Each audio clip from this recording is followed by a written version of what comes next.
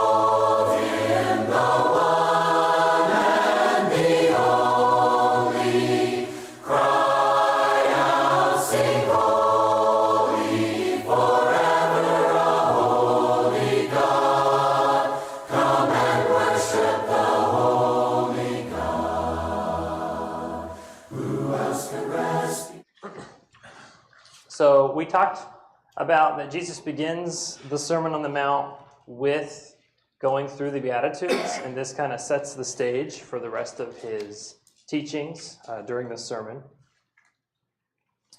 Beatitude means happy or blessed, and we see that throughout as we read and went through each one. It's important to note that the Beatitudes are not empty sayings or just generic life advices.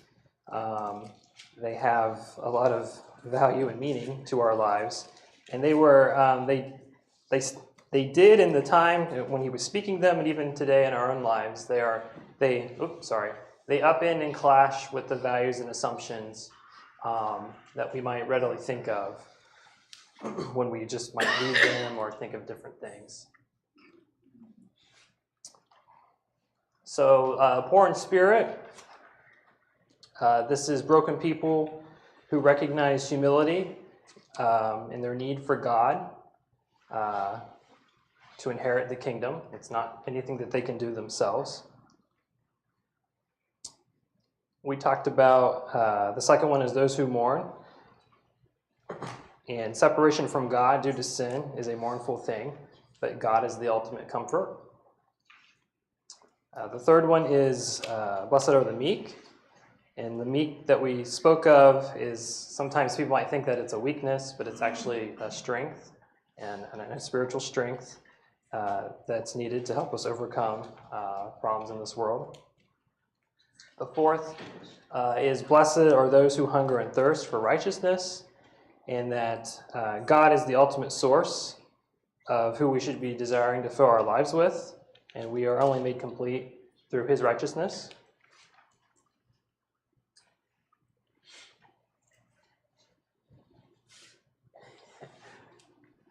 The fifth one is blessed are the merciful. God shows us mercy, and no one is above the need for mercy, certainly. And so we should be ones that are certainly showing mercy to others. The sixth one is blessed are the pure in heart. We must strive to protect this, having a pure heart toward God and a single devotion toward him and no one else. The seventh is blessed are the peacemakers. Jesus offers more than just an absence of strife in this world. It's an ultimate godly peace and rest for our souls. And then lastly, blessed are those who are persecuted for righteousness' sake, temporary suffering for an eternal reward in heaven. Okay, so that's where we finished, and that's where we're going to be picking up tonight. So if someone can read for us Matthew chapter 5, verses 13 through 16. You are the salt of the earth, but if the salt loses its flavor, how shall it be seasoned? It is then good for nothing but thrown out and trampled underfoot by men. You are the light of the world. A city that is set on a hill cannot be hidden. Nor do they light a lamp and put it under a bushel, but on a lampstand, and it gives light to all who are in the house. Is that it? One more. One more? Yep. Okay. Let your light so shine before men that they may see your good works and glorify your Father in heaven. Okay, thank you. So to start our discussion tonight, I wanted to just share this phrase that I thought was really helpful to kind of start thinking about and discussing this passage. So this comes from, I believe you pronounce his name, Ian Gordon. He's an author of Jesus Plus Nothing, which is a collection of different studies that you can find on their website. They're not directly affiliated with the Churches of Christ, but there's actually a lot of good material on there, and they had some different discussions about this topic that I found helpful. But they had a comment on here that I wanted to just share to start. And he said, your ability to be the salt and to be the light as Jesus commanded comes down to one word, responsibility. That is your response to his ability. And one thing I definitely want to bring out right up front tonight if I don't convey anything else properly, it's that Jesus is the ultimate source of, when we're talking about what does it mean to be the salt of the earth and the light of the world, it's how we're conveying him through our lives. It's nothing that we do ourselves. It's all about us conveying Jesus to others. And so it's really more about, are we bearing witness to him, and are we having the right frame of mind and the actions when we're in the world speaking and dealing with other people? Are they seeing Jesus and ultimately coming to know the Father? So I just thought that was a really good way to kind of get us started. So a couple notes and just contextual things before we kind of start looking at some things. So in this text, Jesus uses two metaphors in the passage to describe who we are and how we're to be living our lives on the earth. That's, of course, we're the salt of the earth and the light of the world. This is relatively simple language that Jesus is using to help drive home his message on how to live a righteous life and how we're supposed to be behaving with those around us in the world. As we already just kind of went through, the passage directly follows right after the teaching of the Beatitudes. And last week, Rich had asked the question, and I don't think there's any true answer as to whether or not there was a deliberate order to the Beatitudes or not. I've always read it and always have been taught that there is sort of an order, whether that's right or wrong. But if you do read it from the perspective of it being a deliberate order, you can almost look at it as a spiritual progression.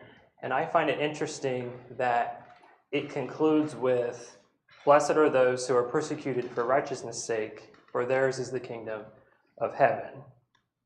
And so it's like we get to this point of now we're talking about living a righteous life, and he's telling us we're going to be persecuted. And now we're going to go right into the text of now you're going into the world, and how are you going to live your life day to day amidst potential persecution.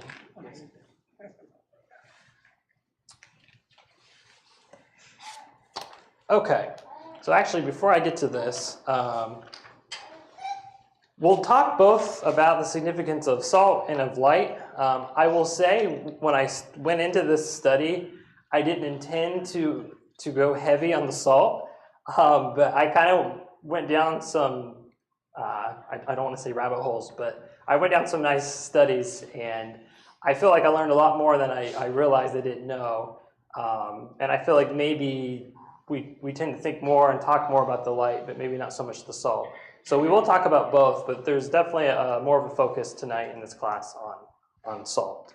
So the first thing I want to consider tonight is the significance of salt, and I want us to think about the way it's used for preservation.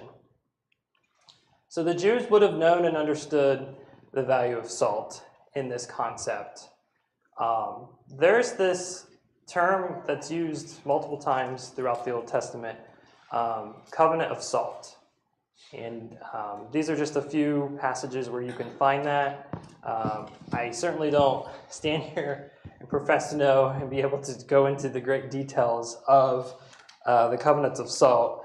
But what I did pick up on, a great example of this is it's referenced in 2 Chronicles 13:5, talking about the covenant that God made with David. And you can find that in 2 Samuel chapter 7.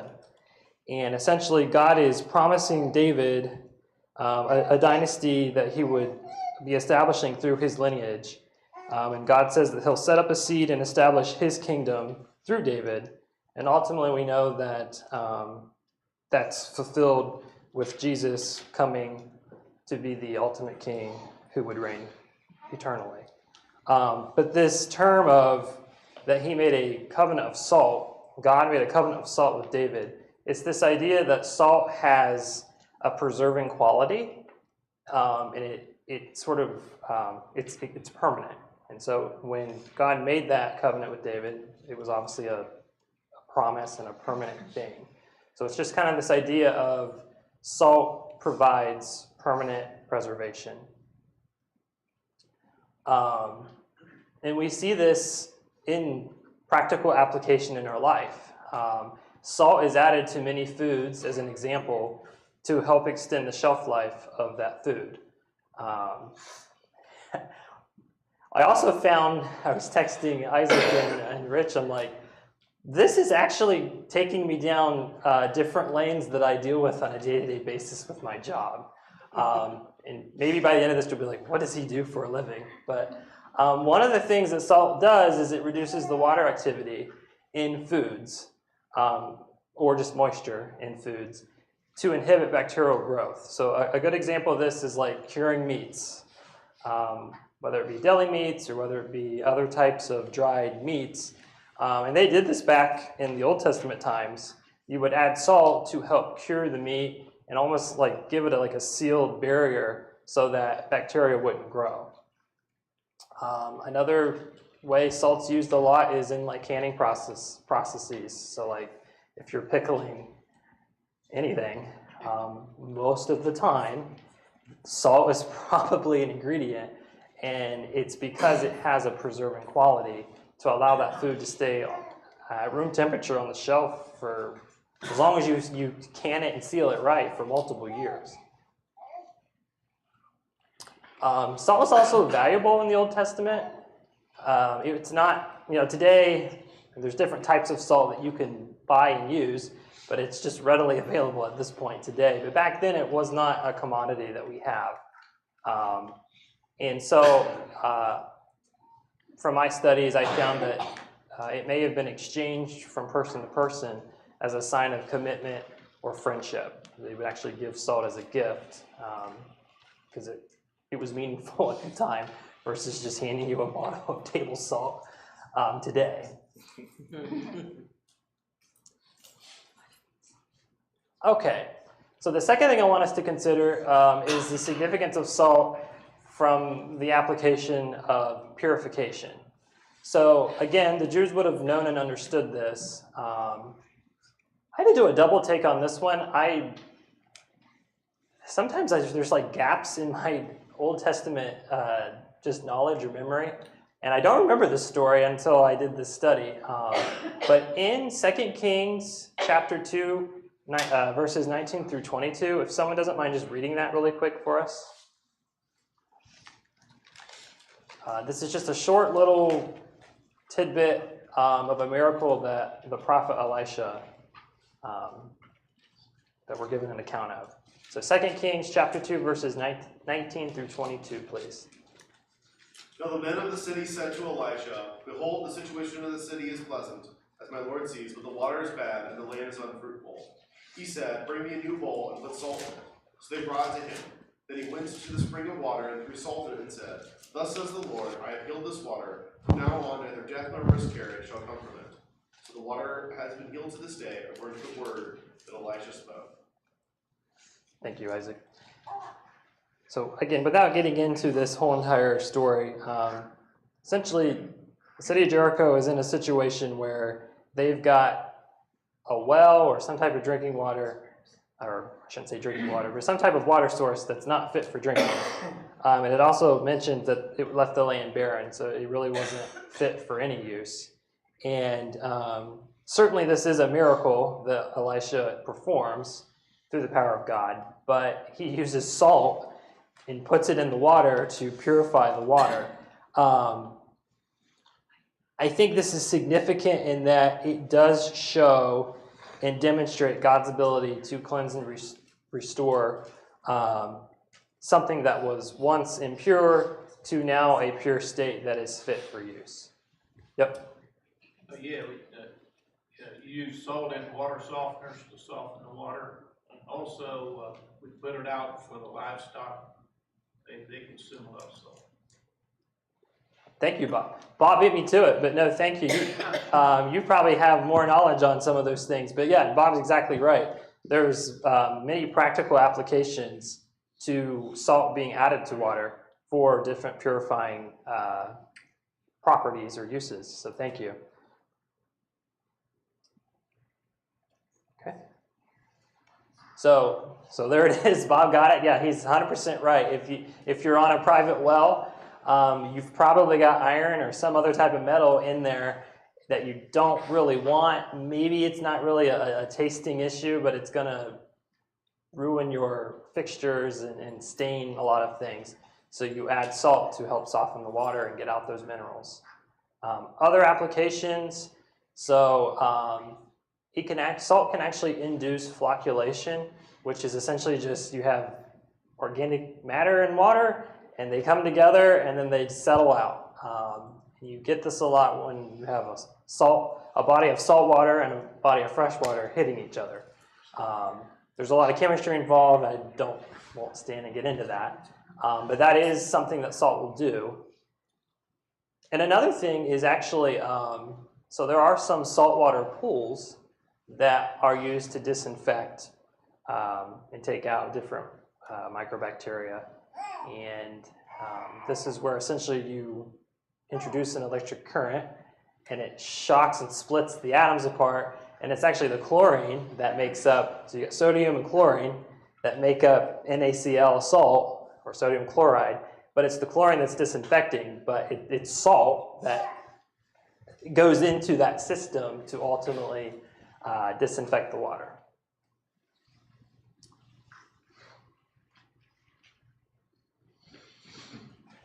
The third significance of salt that I want to consider is that it enhances flavor. So this would have been an obvious thing that the Jews would have known and understood since the dawn of time. People have been adding salt to enhance the flavor of many foods. So you might add salt to foods that are just inherently bland to actually just give it some type of flavor profile. The example I would share is I really like a good soft pretzel. Sadly, I'm gluten-free these days, so I don't really get to enjoy that anymore. You might just like the bread dough quality of a soft pretzel, which is fine, but you're not going to get much flavor out of it. So a lot of times they dip those pretzels in some type of seasoning, might be cinnamon sugar or something, but really the most common one is salt because people want that flavor. So it's certainly enhancing the flavor profile. Other foods have flavor, but they're a little dull, and so by adding salt, you really bolden and, I guess you could almost say, perfect the flavor. I'll probably get in trouble for saying this, but a lot of times Maggie will make soup, and I don't really care for soup. And there are times where it's like, it's just, something's not right. And then all it needs is just a couple pinches of salt, and then it's like, there it is. Now I've got the flavor. But yeah, I mean, it's very, very common that, we add salt for that reason.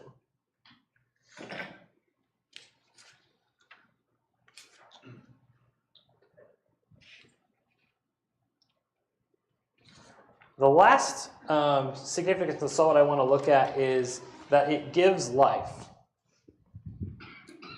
So again, as we already mentioned, salt consists of sodium bonded to chlorine, and both are essential minerals and just elements that we need for human survival. So just a couple, just a couple ways that we use sodium.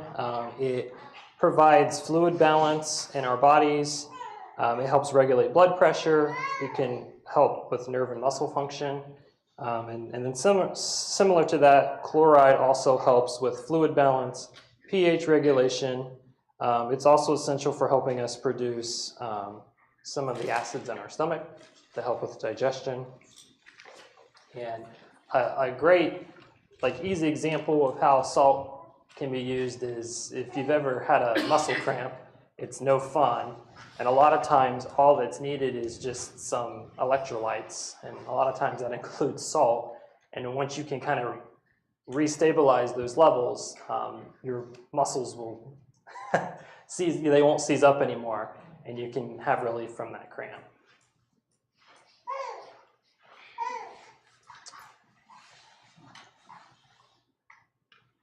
Boy, this is like a dramatic effect here. So, okay. So, in this passage, to apply this now, Jesus is telling us that we are the salt of the earth.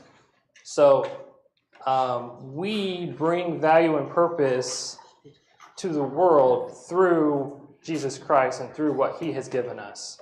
So, going back to preservation,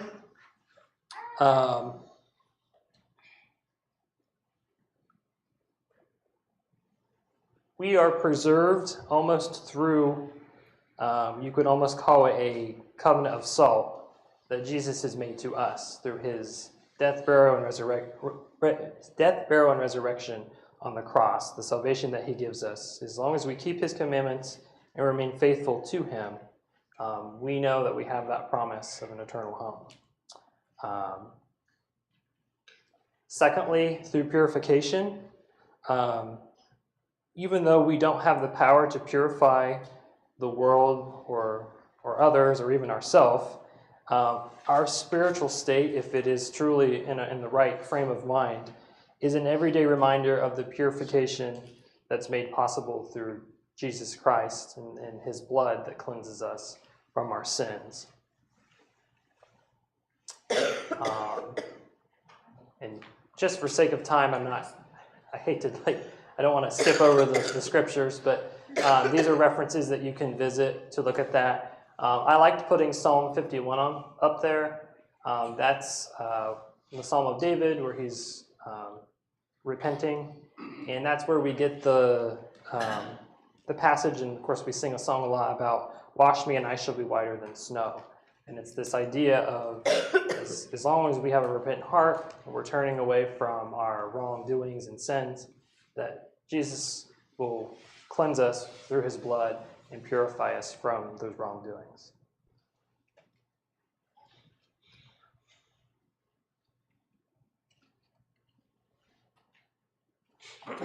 Thirdly, enhanced flavor. A life of purpose and eternal life brings meaning to the world and brings meaning to people's lives that they're not going to find here on the world.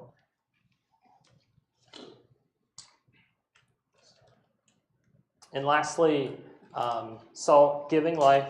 Jesus is the source of this life-giving salt, and we have the opportunity to share it with others. And this might be, I guess, a little corny, but I think of it like if we have a muscle cramp, it's as if we're stumbling and we're sinning. But if we take some salt and take some of the electrolytes that we would get from Jesus, we can be restored back to our normal state. So that's kind of how I thought of it. Yes, Bob. Another thing, if you're out working hard and sweating a lot, and you start feeling queasy and dizzy, you're low on salt. You need salt and water. So I almost fell off a hay wagon one day because, that snaps you right out of it. You keep going again. Perfect. Thank you, Bob. So, a question that I'll ask you, because in the text, Jesus tells us that if the salt loses its flavor, how should it be seasoned? It is then good for nothing but to be thrown out and trampled underfoot by men. So the question that I would ask tonight is, how do we if we're told that we're to be the salt of the earth, how do we as salt lose our flavor? By becoming complacent, not putting Jesus first and spreading the word. Yep, I had written down here spiritual burnout, but yep, you can definitely become complacent. By changing the message. What was that? By changing the message. Changing the message. I didn't think of that one, but yeah, you're 100% right. If we're completely going off course to what Jesus and God has commanded us to do, we're definitely not going to be the salt that he wants us to be. Yep. Salt would have been something that they got from the ground in that time, and so there could be other things mixed in. And if you have too many things that aren't pure salt, you end up with just gravel. Good point. Good point.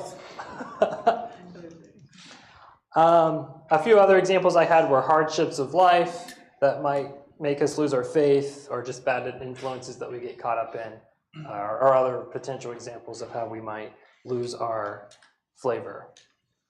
So we have to be diligent to protect our saltiness. Unsalty salt is not salt, and thus it has no value or use. We don't want to be discarded from the Lord's service. It makes me think of the passage in Matthew 7 where he says, I never knew you. And for sake of time, we're going to keep moving, but we'll kind of come back to this discussion with another thought.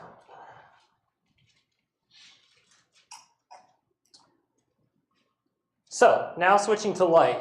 The significance of light. The Jews would have understood the physical and symbolic manifestation of light and how it represents God's presence and guidance.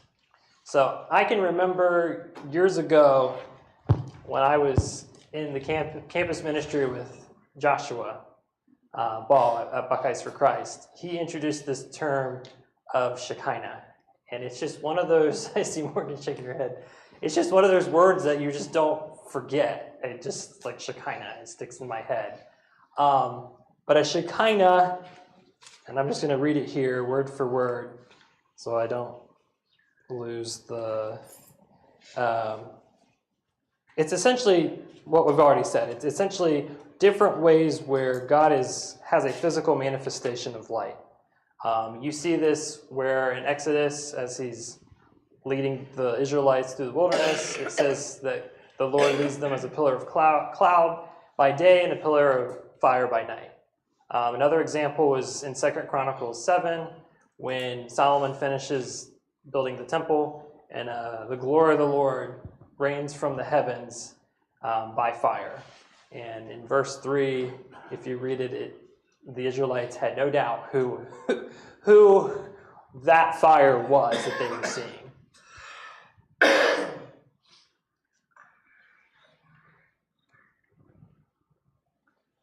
So in verse 15,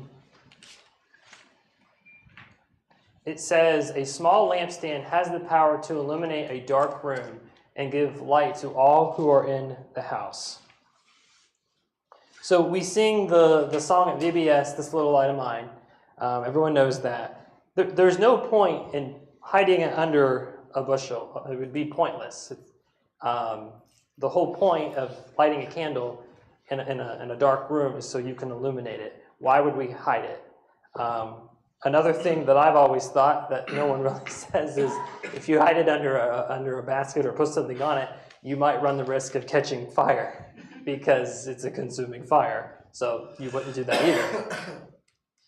Verse 14 says, so I injected this in here. One house on a hill will most likely be seen as long as there's nothing obstructing your view. But a city, and it specifically says a city set on a hill, cannot be hidden. Now, back in Old Testament times, they didn't have electricity, but they would have had fire and oil lamps, things of that nature. And so at nighttime, it would be unmistakable that you're going to see a city on the hill. And I think this really speaks to power in numbers. Certainly each individual can shine their light to someone, but if you have a whole church and a whole body of Christians shining their light, it's even brighter. Yes, John? In an arid climate, you can actually see lights from other cities or villages or towns a lot farther away, like you go out west in West Texas or, New Mexico, Arizona. Where I live, the city of Santa Fe, New Mexico was 30 miles away. I saw the lights of Santa Fe every night, Yeah. because there was just nothing to, unless it was like snowing or something crazy, you saw them every night. Yeah. Yeah, Mag and I moved to the country a year ago, and it's like we're finally away from the light pollution, and you can see the stars. But to the point of like even miles away, you get that light from the big city. I threw this in here because when I read this passage, this is what I think about, which is what they see from space. But at nighttime, as long as there's not clouds obstructing view, the cities are so large and so bright, like John's saying, you can readily see the construct of how cities are laid out. And to liken that to our discussion, people should be able to look at us and immediately know the construct by which we live our lives, and that, of course, it's a faithful, serving of God with Jesus through us, or living throughout our life. So again, the significance of light is it shines to all, and it's again important to remember that Christ is the true light. He gives light to every man coming into the world. Those, of course, who accept Jesus into their lives and become children of God. Not to rush this, but just for time's sake. 1 Thessalonians 5:5 calls us sons of light. Ephesians 5:8 through 14 talks about us walking as children of light. Philippians 2:13 through 15, depending on the translation or the heading, but it will reference being light bearers. So there's just different terms of how we can be, or that are used to describe how we shine our light.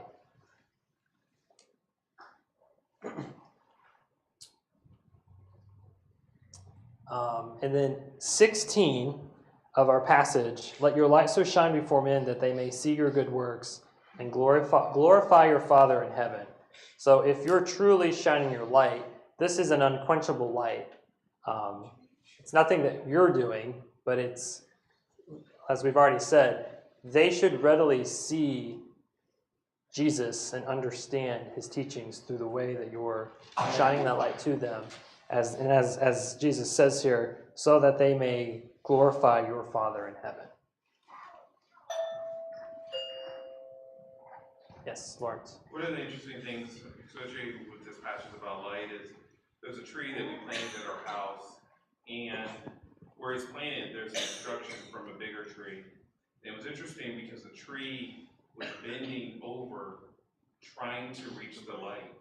And I thought about that, and I said, as Christians, do we actually do what it takes to get away, to get to that light, that nutrients like that tree needs? Because if the tree knows if it stays there and it doesn't get the light, it's just going to wither and die. But I thought it was interesting because it was bent over, really trying to stretch out to get it. And I think as Christians, that's our job too, to always seek the light, no matter what, and to make sure we don't stay in that darkness, because obviously the tree was a lot bigger, that was providing the shade. Right. That's how darkness is. It typically tries to overshadow us. Yeah, that's a great point. Thank you. I think another thing you have to realize is like fire, it starts small and then it can grow. Mm-hmm. It's the same thing for light, it's essentially the same. Yep. Your light starts small, but as you mature, the light should grow. If it doesn't, you're not adding enough kindling to it. Agreed. And then kind of we've already said that power in numbers. So yeah, I agree with that for sure.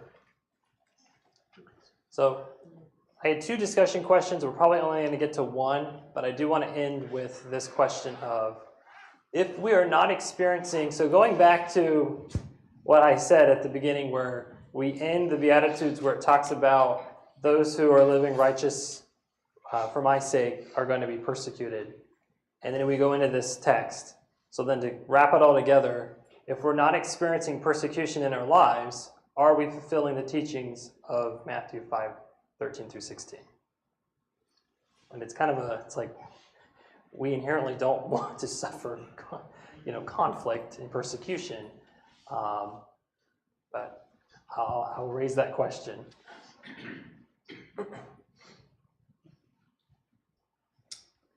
John? Our goal is not to seek persecution. Right. I mean, our goal is to be like Christ. Mm-hmm.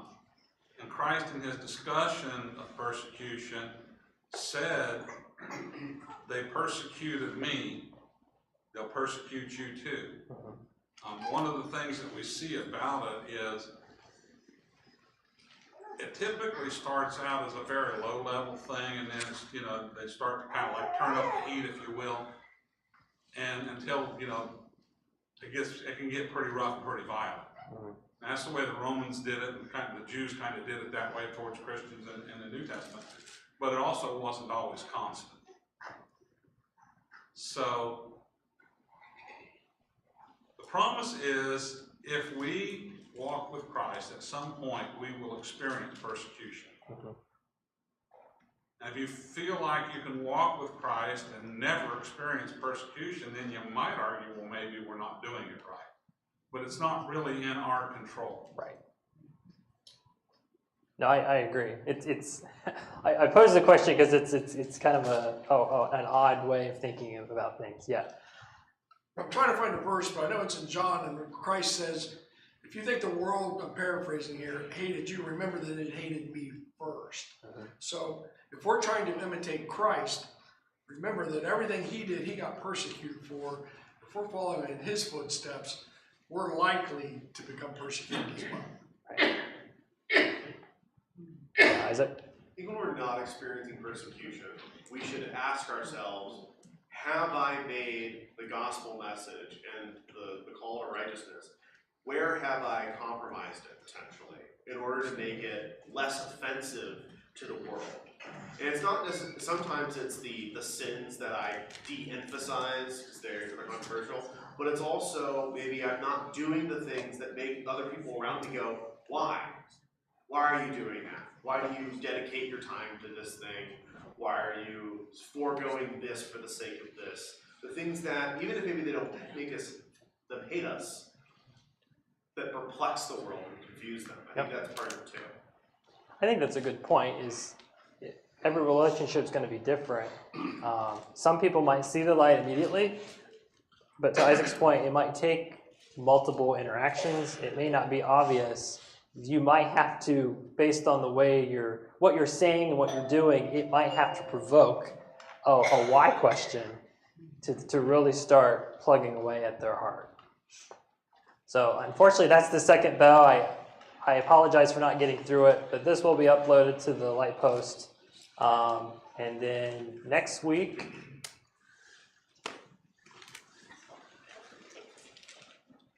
we will look at Matthew 5:17 through 20, the fulfillment of the law, and that will be with Isaac. The verse is John 15:18, by the way. John 15:18. Okay, thank you. Okay, thank you, everyone. Have a good night.